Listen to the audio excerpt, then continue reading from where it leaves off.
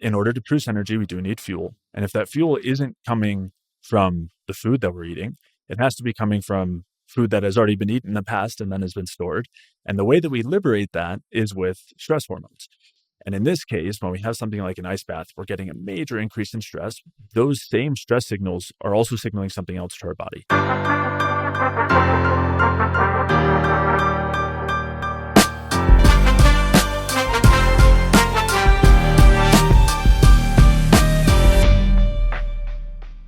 Welcome back to the Rooted in Resilience podcast. Today, we are so excited to have our first guest of this season, and that is our friend Jay. And we are going to be talking about ice baths and this whole concept of hormesis, all of this biohacking stuff that's gotten really popular over these last few years. So, Jay, if you could kick us off, who is Jay and what kind of journey led you to where you're at today, which is a little bit more focusing on optimizing metabolism? Yeah, thanks so much for having me on. I'm honored to be the first guest here of the new season. So I am a health coach and independent health researcher, and my journey started much like you guys and a lot of other people who I'm sure are listening, where I was interested in health, at a pretty young age, and kind of fell into different, not necessarily fads, but different camps along the way. And, started with just kind of the more mainstream, low fat, whole grain approach and a lot of eat less, exercise more attitude. If I wanted to get leaner, it was just a matter of eating less and working harder at the gym. And, throughout the years, slowly transitioned or maybe evolved to an extent, but, went through all of the iterations there from vegetarianism to then, paleo. And, you take that a step further, cut the carbs more, get into keto and fasting. And then as that started to work a little less well, I started to cycle and do cyclical ketogenic diets, and, trying to have at least a little bit of carbs around workouts, but making sure to avoid sugar and fructose because we all know that those are the devils. And so, throughout that time, I went to university and at one point was planning on becoming a medical doctor. And, was as I was learning about these alternative views of health, I was also realizing how poorly the mainstream medical system actually helps people improve their health, and that rather it's largely focused on managing symptoms at best. And so as I became less interested in that approach, and started to dig into these alternatives, I shifted my goals and decided that I wanted to actually help people regain their health. And so after, toward the end of university, I came across Peat's work, and that flipped everything on its head and, really shifted my view, my perspective, started a lot of experimentation, and that really kicked off the journey. So since that point, I graduated and then started working with people as a health coach, and researching, writing articles, and creating a podcast, and that's led us to where we are now. So currently, I implement a bioenergetic approach, a repeat inspired approach to help people resolve all sorts of health issues. All right, cool. I think many of us have been down that same path, and it's like all roads lead to bioenergetic. So on that path, I'm sure that you came across many, because a lot of these diets and fads, it's not just what you eat or what you don't eat. There's also, these like lifestyle things that come along with it. And one of the things that's gotten really popular is this whole ice bath and this whole idea of hormesis and having to stress out an organism in order to somehow adapt and become better on the other side of it. So what do you think the current messaging around like ice baths is right now? Like quote mainstream views on what an ice bath does for someone. Well, I think that the main messaging is, like you said, stress resilience. Yeah. So if they put themselves in a stressful situation, they're going to come out more resilient on the other end. And also, I think people are doing it for improved circulation. I think that they might experience or say they experience reduced inflammation is probably a big one. So that's my general understanding on ice baths. All right. So Jay, what what is the issue with ice baths and this whole idea of hormesis? Why do you have a problem? What are the issues with them relying on them a lot? And that's a big question, a loaded question, because we'll be focusing and talking about ice baths, but this is something that is the reasoning for low carb diets, for uh, fasting, for a ton of different supplements. Resveratrol was a really big one for a while. There's a number of medications, but they all fall under this umbrella of hormesis, which, as you said, it's the idea that introducing some amount of stress, supposedly a small amount of stress, causes the body to adapt, become stronger and healthier. That's kind of the general idea.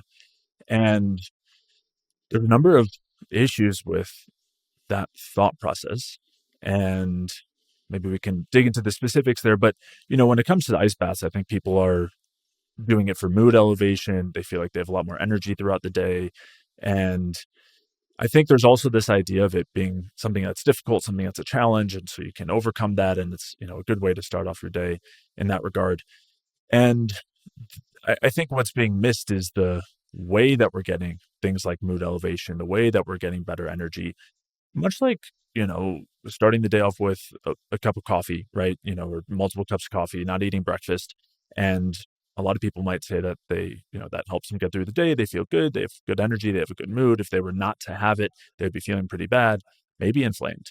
But there's a major cost to that, as we know as well. And so the question is, where's that energy coming from? And what are the potential costs of that in the long term? And can we actually stress ourselves to better health, especially when we consider that the chronic health issues that we know are driven by stress? They're driven by oxidative stress on the cellular level. They're driven by chronic stress, and kind of when we think of it in the more environmental level. And so the idea that many people are implementing here is this idea that you add stress to the organism to then cause this response that's supposed to make it healthier. And yet I think one of the obvious things that often isn't considered is the fact that the vast majority of people who are struggling with their health and who have insulin resistance or metabolic syndrome or various, autoimmune conditions and on from there, they're already under a lot of physiological stress. And so the idea that the stress of fasting or the stress of a low carb diet, the stress of really intense exercise, the stress of an ice bath is going to get them to better health is a really tenuous one that we want to be careful about. And that doesn't mean that there's no way those things can provide any benefit. But the big question, at least as a starting place, is the stress responsible for those benefits? And I think from there, then we can determine whether it actually makes sense to do something like that, or if there are maybe better alternatives that come with the same benefits, maybe without all that stress. Yeah, because you got to think about it's advantageous for our survival that when we are under a very stressful situation, like being chased by a bear, we get heightened energy so that we can run and get away. And I think that given many people are in this like low energy availability state, a heightened stress or a heightened cortisol response could feel good because it's different from the current state that they're at. So they definitely experience a difference. They feel that benefit that I'm not going to say benefit. They feel the difference in those energetic states, but are we misinterpreting a cortisol stress response with an actual energy production boost? Because like you said when you were just talking a few minutes ago, we have to have fuel in order to produce energy. And so if the action is what's giving us energy, how is that action producing energy? And would you say that that could potentially be upregulation of cortisol and stress hormones? Yeah, it's a great point. So in order to produce energy, we do need fuel. And if that fuel isn't coming from the food that we're eating, it has to be coming from food that has already been eaten in the past and then has been stored. And the way that we liberate that is with stress hormones. So in order to, release a lot of fat from our fat stores, and that's another big one, that maybe I forgot to mention, when you see, the videos, the Instagram reels about the ice baths, one of the things they always talk about is that it dramatically upregulates your fat burning, right? And of course, we all know that that's how you lose fat. And I'm joking a little bit there and being facetious. And we can talk about that. But in order to do that, or the process of doing that in this case, is driven by major increases in the stress hormones. And the reason why that happens is because when we're faced with something like intense cold, our alarms are going off. Just like you said, if we're being chased by a bear, same thing, our alarms are going off, physiological alarms, and they need to upregulate the amount of energy, and in this case, heat that we have to deal with the stressor. In this case, the intense cold. And so in order to do that, we have to liberate a lot of stored fuel. And the way we do that is with the stress hormones. The main ones are glucagon, adrenaline, and cortisol. And so you see a major upregulation of these anytime we incur stress, whether it's exercise or an ice bath. And that's what allows for us to release our stored fuel and, provide energy in that moment. Now, that doesn't mean that anytime that happens is bad. Of course, I mentioned exercise, and exercise can be really beneficial, but we'll, kind of go through the distinction later that it's not because of the stress that the exercise is beneficial, but rather it's despite the stress. And in this case, when we have something like an ice bath, we're getting a major increase in stress, which also includes increases in endorphins, which help, increase our mood and can help give us a lot of energy, just like, a cup of coffee on an empty stomach. But those same stress signals are also signaling something else to our body, not just what's happening in that acute setting, but rather what it's saying is that if we are constantly incurring these energy deficits, if we're constantly being faced with these major stressors in our environment that we don't have the energy for, we're going to have to conserve energy. We're going to have to turn down our metabolism, reduce the amount of energy that we expend on a normal basis so that we have enough energy available for these really intense stressors that we're experiencing. So that's where we start to get into the long-term consequences of things like ice baths that we want to be really careful about.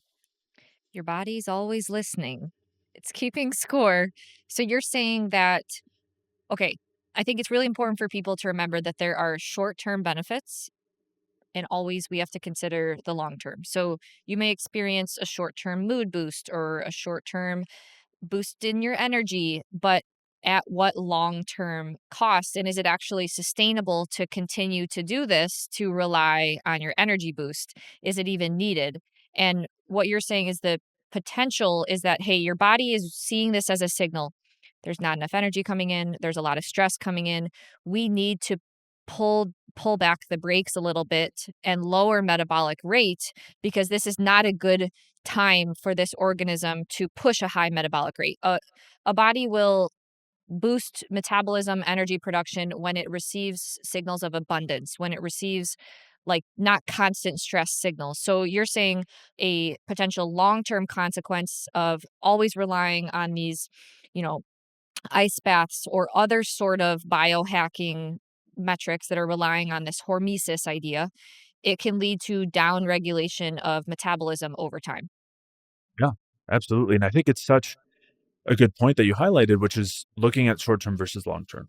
And I think that's where a lot of the conflation comes in, where it's looking at the short term effects of something like a cold bath or an ice bath or Wim Hof breathing or calorie restriction or fasting, and not looking at what sort of effect that's going to have long term. And the other thing that's really important is how are we getting that short term benefit? If we're looking at an endpoint like a mood elevation, there's a lot of really good reasons why we could have mood elevation, or there's some maybe negative reasons like stress. And that really matters because that tells us what the effect is going to be in the long term. Another example, getting into just a little bit of the biochemistry, is something like the NAD to NADH ratio, which is one of the best metrics of the health and state of our mitochondria and if they're in a good or bad metabolic state. And you could look at something like any of these hormetic interventions and say, look, there's an increase in NAD to NADH ratio. But if you don't see how we're getting there, then that's easy, it's easy to be fooled by that because the way that we get to something like an increased NAD to NADH ratio in those cases is by what's called an NAD salvage pathway. So what actually happens is initially there's a decrease in the NAD to NADH ratio. The body response to that says, this isn't good. This is a bad situation. I need to fix that. And so it activates the salvage pathway, which involves an enzyme called NAMPT to produce more NAD. And then we end up with this high NAD to NADH ratio. But that's not how we want to actually get to that point. We want to get to that point by having a really good metabolism, having enough fuel, having the nutrients we need to produce energy. And just looking at an endpoint, even in the especially in the short term, doesn't tell us everything we need to know. And when we look at what leads us to that point, and then we also look at the long-term effects, of, something like a low carb diet or fasting, looking at the downregulation of thyroid hormone production and conversion, and reproductive hormones and the increases in glucagon and cortisol and all of that, then we can put that picture together and really bring into question whether these things are going to lead to long-term health. It's kind of like they're they're putting on blinders and only focusing on a few different end metrics and then not looking at the fire around them. Like just focusing, okay, we see an NAD plus to NADH, an increase in NAD plus to NADH ratio. So that's a good thing. We see boosts in energy production and mood, but we're not seeing how we actually got to that place. And I think that that is a missing element when we focus just on like endpoints rather than understanding the mechanism of the actual energy production pathways. Because I think people forget the body has so many backup pathways. Like on a podcast episode with Georgie last year, we were talking about the whole concept of a metabolism. And in humans, thankfully, we have a 6-lane highway where we want to go. Like the end path is energy production. Well, hey, if the most optimal lane is closed, then we can go to this backup. Okay, if that lane is closed, we can go to this backup, this backup, this backup. All of them will lead to more energy, but at what cost? And so I think that's a missing link that some people forget. And whenever they see or hear the term fat burning, they're like automatically positive. Oh my gosh, this is activating fat burning. And so they view that as a good thing, regardless of the cost there. And none of us are saying that fat burning is bad, but we have to understand why there's an upregulation of fat burning relative to like a normal state. And something that I don't think many people realize is a lot of us are PUFA'd or filled with MUFA or PUFA inside of us. And so when we liberate our fat stores in these states, that means that we're burning bad fuel potentially. We're burning PUFAs as fuel. That can lead to more oxidative stress. That could lead to damage inside of our cells. And I don't even think we understand the long-term consequences of that because our generation is really the first that is so filled with PUFAs. What's the long-term consequence of constantly burning stored PUFAs and getting, DNA damage, oxidative stress, all these lipid peroxidation products increased? It's really hard to run studies of 5 years of that on a human and what that does. And so rewinding slightly, if we're activating these stress hormone pathways through all this hormesis, that will increase fat burning mode, but at what cost? And it could come with increased levels of PUFA oxidation or PUFA burning because your body's going to have to release. Your body requires stress hormones to release those fats from your stores. But then what happens if you're just relying on a ton of PUFA for that fat burning energy? Yeah, well, and so there's two parts there, right? On one hand, there's the chronically elevated stress hormones, and those alone, when we're exposed to them chronically, downregulate thyroid hormone conversion and production, downregulate the production of the reproductive hormones, downregulate immune function. So we know that those alone are acting as signals long term of, that will drive a downregulation of our metabolism.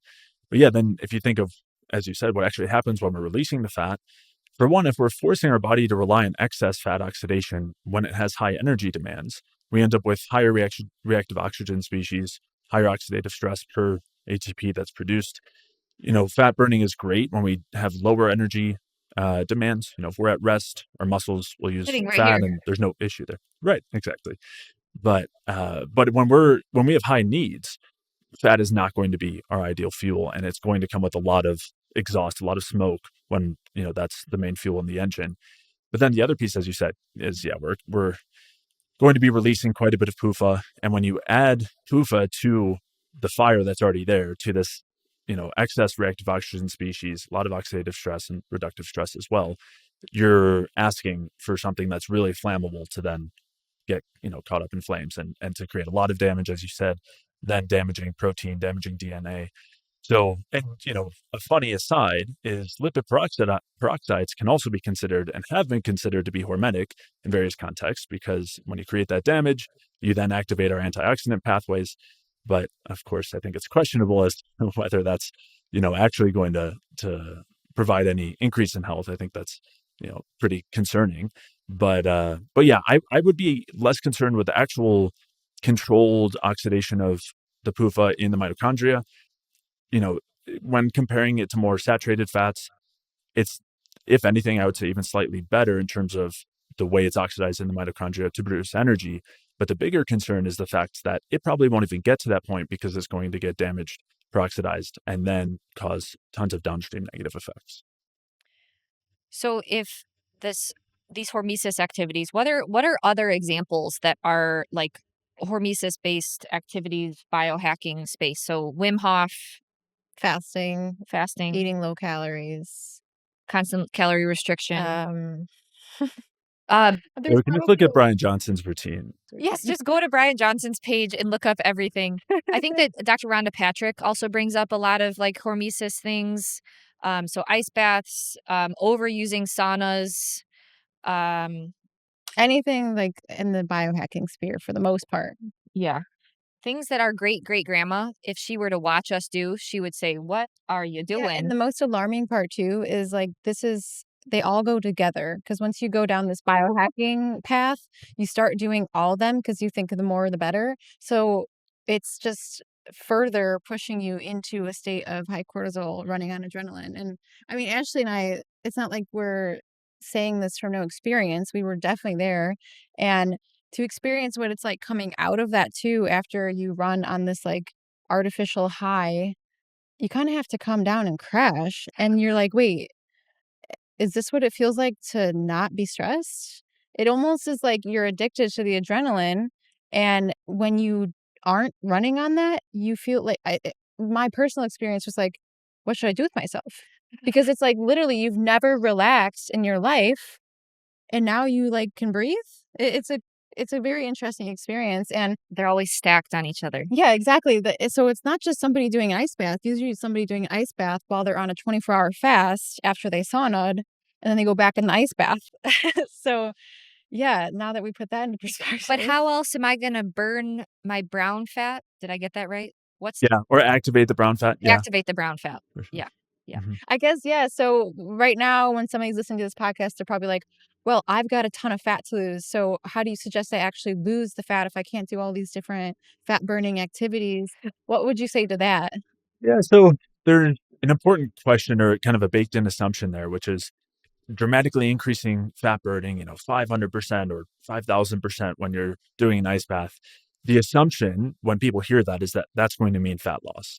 And the reality is that when we're looking at fat loss, we have to look at both sides of the equation of what's going on in the fat stores, how much gets released, and then how much goes back in. And in the states where we're heavily favoring fat burning, like on a low carb diet, there's a lot more fat release from the fat stores and a lot more fat being burnt. But what they also find is then the food that is coming in is more likely to be stored as fat because you had just upregulated your stress hormones to cause this release of fuel, and your body wants to maintain those fuel levels, especially if it just experienced, this major stressor. So the thing it wants to do as soon as it gets food is fill those fat stores back up. And that's what we find when you look at studies that compare, for example, just a low carb versus a high carb diet, and everything else is equal. They find way more fat burning on the low carb diet, way more fat release, higher free fatty acids, and yet there's not actually an increase in fat loss relative to the high carb diet. Carb diet, if anything, there tends to be less fat loss. So On that really quickly, I think it's important for people to understand like your amount of fat burning that you do day to day can change based on what you eat and your lifestyle and your choices. That can modulate. And so increasing it, you're saying, doesn't automatically mean more fat loss. It's Like just, hey, weights wise? yeah, weight wise. It's just, hey, out of my, if we do it on a 100% scale, let's say just hypothetical numbers, the energy that you burn for your day-to-day activities, let's say on average is 50% carbs, 50% fat. If you upregulate your fat burning, hey, maybe now 75% is you're burning fat. That doesn't mean that you automatically lose more fat because like you're saying there's potential compensatory mechanisms on the back end that are increasing fat storing. What matters is the total fat loss. But I think it's important for people to understand you change the amount of fat burning based on what you're eating and what you're doing. yeah, absolutely. And the idea that doing this one thing will increase your metabolism in the moment really isn't what we're going for. And we're talking about increasing our overall metabolic rate. We're trying to increase our baseline metabolic rate by upregulating thyroid and increasing the efficiency with which we produce energy. But most of the things that are going to increase your metabolism in the moment are doing so through stress, whether it's the ice baths or the Wim Hof breathing, or another example, something you hear a lot, which actually is hormetic, but rarely is it considered to be, is drinking a lot of water. People will say you need to drink a lot of water. It increases your metabolism. Start your morning off with two or three glasses, and it does increase energy expenditure. But the way it does it is by diluting the minerals in our blood so much that our body has to compensate with stress and retain more of the minerals. And in the process of doing so, yes, it increases energy expenditure, but it's just stressing you out in the moment. And that's not actually going to be something that leads to a baseline higher metabolic rate or fat loss. Yeah. Yeah. So I think that all of us are on the same page, like the sustainable long-term health view to actually losing fat is focusing on your metabolic rate. And that takes a long-term picture, long-term view. I know that long-term is never sexy, it's never fun, and people like to focus on the short term here and now, but at some point that short term option is just going to stop working, it's going to start to backfire, and you are, like you said, there's short term metabolic boosts that's advantageous for our survival. But at the end of that boost comes potential dip or a downfall. And focusing more on things that are upregulating our energy production and baseline metabolic rate is going to be the sustainable way to actually lose fat. Sometimes there might not be a dip for somebody, but I feel like what I've seen happen in a lot of these like long-term low carbers or long-term down this path is they just have to keep doing more. So it's like their life is actually getting harder, maybe relative. 75 hard. Yeah, they're just continuously having to challenge themselves more. They have to maintain this routine that might be kind of insane, and that's how they're keeping the results. And it's like, how long can somebody realistically do that? They'd need to be like very dedicated to their health and routine if they wanted to maintain what I'm just saying is like, let's say somebody has a lean body and that's how they define their health. But I think we actually need to take a step back and redefine what true health is. And if they don't do this routine, they'll see these dramatic, like 10 to 20 to 30 pound weight jumps because they stopped this high stress pushing routine. Yeah. And took a step back. And if they don't maintain that, they can't maintain their weight. And There's like a control thing there. Yeah. yeah. And not just weight, as Sarah was mentioning before, like energy levels, mood can crash after, right? If we stop relying on stress hormones to get us through the day and keep us focused and everything, and we start actually eating enough food and not having coffee on an empty stomach, or bringing carbohydrates in, I've seen all of those scenarios with clients, some of whom are, again, they're kind of like the high level business person who's just relying on a lot of coffee. They don't have time to eat. They're just running on fumes, but they don't feel it, right? It's all stress induced. Or you have the other side where it's someone who's really into health and they're just trying to stress themselves to better health. Of course, they don't see it that way in the moment, but they're relying on all of these things for the mood elevation and for the energy. And then you bring carbs in, you bring enough food in, and there can be coming down not just to relaxation, but also you're kind of revealing the underlying metabolic state, which has been so depressed over time because you've been relying on stress, that then you come out of it and you feel low. And it takes a little bit of time. There's that recovery phase before energy actually comes back up and mood comes back up to good, comfortable, stable levels, not the manic levels that you might have from inducing stress all day. But yeah, it can be a challenge. There's also the body's response to eating carbs again or increasing food, which we talked a lot about we did this whole series on the Minnesota starvation experiment where the body just retains so much fluid. So a lot of people see this massive jump in weight, 20, 30 pounds, and then they are convinced that it was the carbs again, when in reality, it's your body's reaction and response to what just happened the last 10 years or so. And so it's just holding on to the water weight as a safety mechanism. A consequence for any sort of like extremes, and this is something that I really like that Kathleen talks about.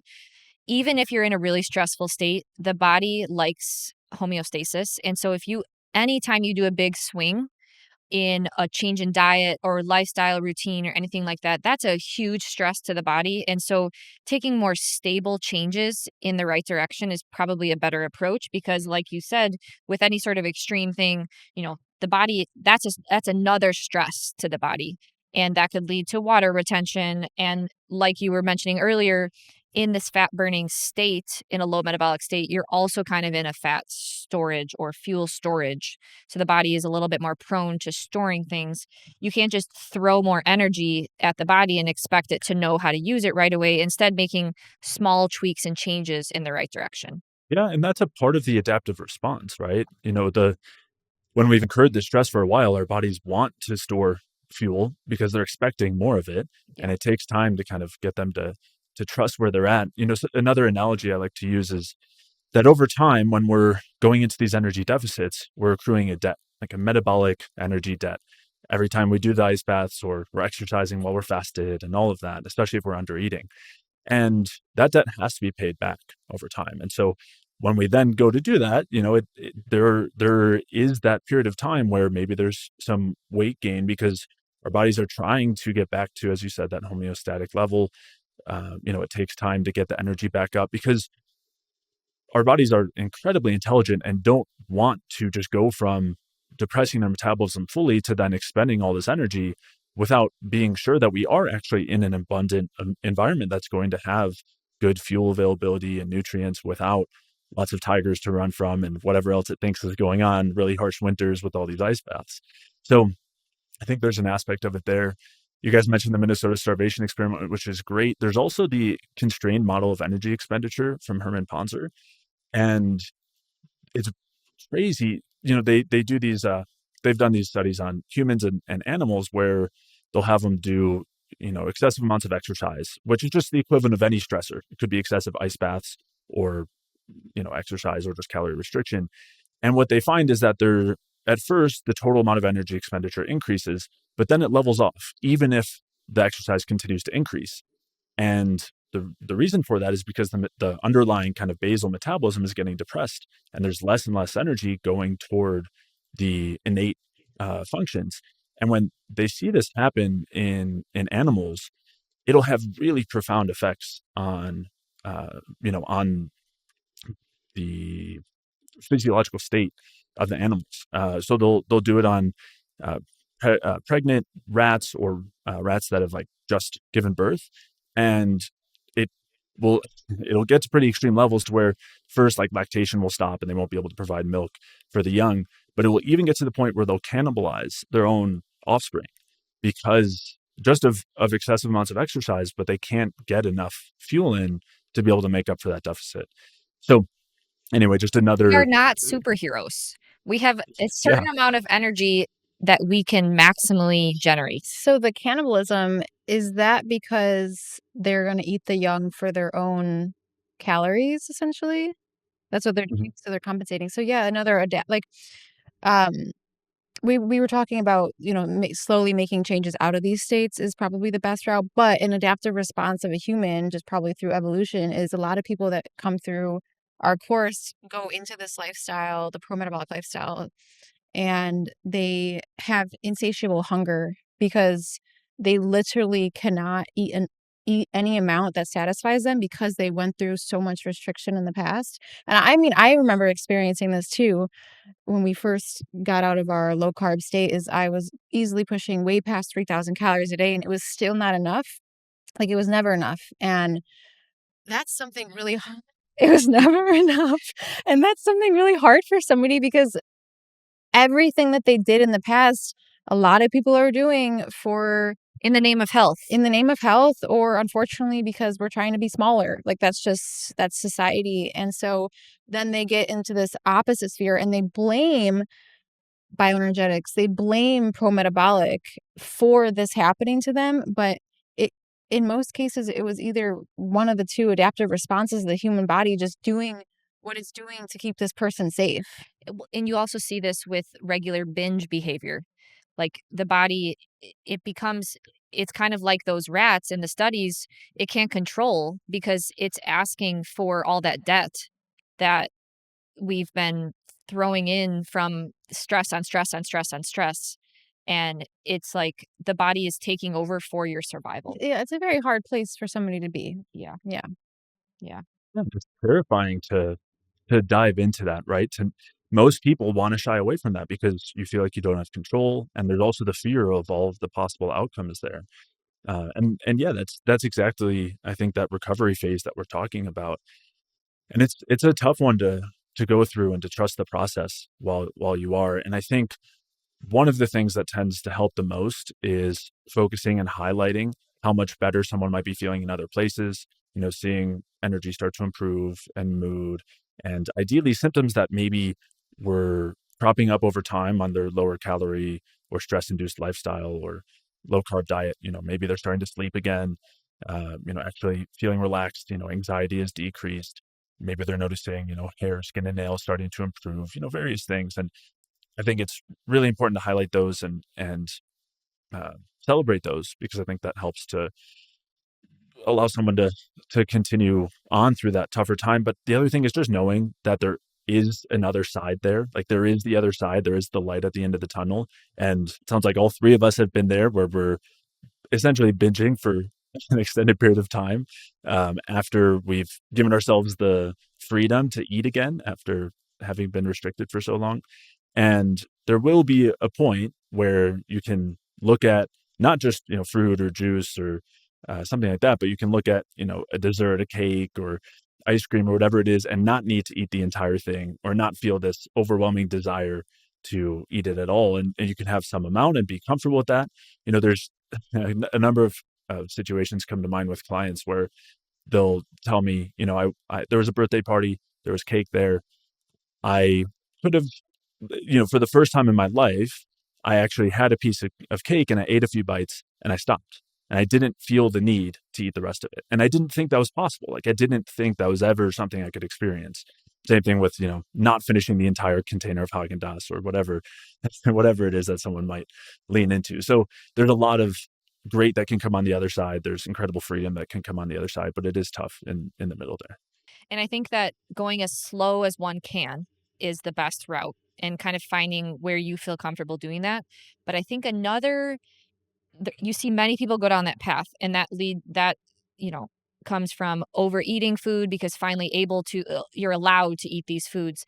But I think it also comes with, oh, all stress is bad, no exercise, no nothing. So I'd love to touch base on this a little bit, because both you, Dr. Ray Peat, many people in the bioenergetic space are very much influenced by Hans Selye and this whole idea of kind of like good or bad stress type of things. And so there's this very delicate balance in line of activities that are a good stress and lead to a positive adaptation in the long run, versus activities that lead to like ice baths and all of these things. There's a stress response but potential long-term consequences. So can you talk about those differences? Because I would personally say that strength training is actually a positive stress when not overdone. But how would you differentiate between those life stressors? Because life isn't without stress, but why would we actively choose to add more and more of these biohack stresses when we already have enough stress in the modern world? So how would you differentiate between those two groups? That's a really important distinction. I'm glad you brought it up. So part of what was so great about Hans Selye's work is he did create a distinction here.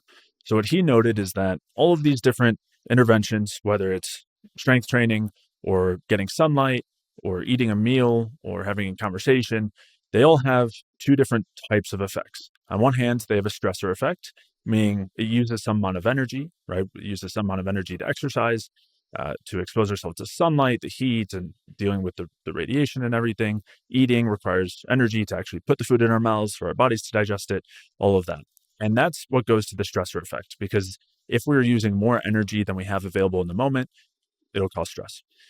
There's another set of effects which are called the specific effects. And these are the unique effects that differentiate all of these different things. And this is why they obviously have very different effects, whether we're eating a meal or exercising.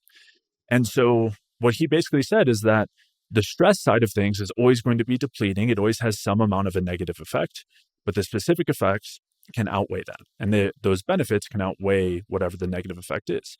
And so when we have something like exercise, there's a lot of really great specific effects there in terms of the hormonal implications, the actual mechanical tension on the muscle and the impacts that that has, the effects on circulation and lymphatic flow. So there's all these specific things to exercise that can make it really beneficial. And then there's also the stress side, the stressor effect, which is how much energy it uses and how much stress it causes based on our own state. And obviously, if we don't have a lot of energy available, and muscularly maybe we're not used to that sort of uh, training, then the stress could outweigh the specific effects, or obviously the other way around, depending on our situation and what kind of training we're doing. And the same is true for all of these other interventions. And so when we take something like fasting, there's the same thing. There's this huge stressor effect, which is we don't have any fuel. We can't produce energy from the fuel coming in. That's potentially a disaster for our bodies. And at the same time, there's also potential beneficial effects. One of the biggest one is relief from potential gut irritation and endotoxin production. Another one is relief from maybe bad foods that we were eating that, whether it's PUFA laden French fries or something like that, things that generally are causing negative effects. And so the benefits of fasting could outweigh the stressor effect. And for a lot of people who notice they feel really good when they're fasting, that might be, they actually experience that, right? The specific effects are do lead to it being a net positive. But the reason why it's so important that we distinguish these things is because if we can get those same specific effects without the stress, then we can end up in a much better place without the potential long-term effects of that stress. And so as you were saying, Ashley, there is no avoidance of stress, right? There's everything that we do has some stress or effect, and there's going to be some amount of stress day to day, and that's okay. But we want to make sure that the things that we're doing that are incurring stress ideally have more benefits than the stress. They're still overall beneficial. And that also we're making choices and we're choosing to use the interventions that are farther on the beneficial side and less on the stressful side. So when it comes to fasting, I would say, let's not eat the harmful foods, or at least minimize it. Let's try to fix our gut microbiome. Let's try to eat foods that we digest well. So we don't have the endotoxin. We don't have all of the other negative effects of the foods that we're eating. But we can also then avoid the actual stress from the fasting of, which is the not eating part. So it helps us identify, on one hand, the fact that the benefits are not actually coming from the stress itself, which is a big misconception, but also identify the fact that, yes, we're going to have some exposure to stress and that's okay, but we can still make choices that reduce the stress side and maximize the other benefits. So you're saying that exercise in the right dosage leads to more positive adaptations. There's more benefits than the energy that the exercise is pulling from. Now, I would say that's a difference between someone strength training every single day of the week, where there's not enough time for the body to recover, versus someone that's strength training 2 to 3 times a week, where there is a positive adaptation in the end. What would you say would be other activities that, similar to strength training, that does have a positive adaptation in the end?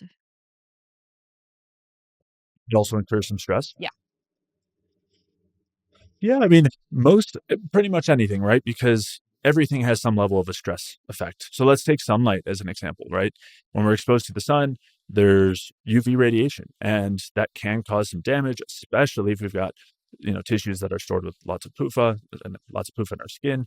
At the same time, that same UV radiation also leads to vitamin D production, leads to the production of reproductive hormones. So it also has certain benefits. Now, there's a couple different things. On one hand, sure, there's a dosage effect where if we're exposed to so much that we're getting really burned, then that could outweigh those benefits. At the same time, there's what is the composition of the fats in our tissues and how is our antioxidant status? And so how can we actually recover from some amount of the stressful effects that are being incurred? So and we could take that to anything, right? When we talk about a meal and eating, we could think that that's not something that's typically very stressful, but some people feel a lot worse after they eat. And that could be due to not digesting food well and it then feeding bacteria. We get endotoxin that's causing a ton of stress. And we can actually see inflammatory markers increase after a meal. And that doesn't mean that we shouldn't eat. And it doesn't even mean it's just a dosing problem, but the types of foods we're eating, the state of the body, those will all affect that balance and how much stress we're incurring. I think that's a great point, though, because a lot of people actually end up in these situations that we've been talking about through this whole podcast because something went wrong, right? And a lot of times that's somebody, they're having gut issues, they're bloated, they're in pain, they're inflamed. And so, yeah, like you said, they find when they stop eating, all those symptoms go away. But perhaps what Jay's saying is there's a better route. We can still eat. We need to find the foods that agree with us, that are easier to digest, that the body naturally is going to do better with. And that set of foods might be very small for a period of time for somebody.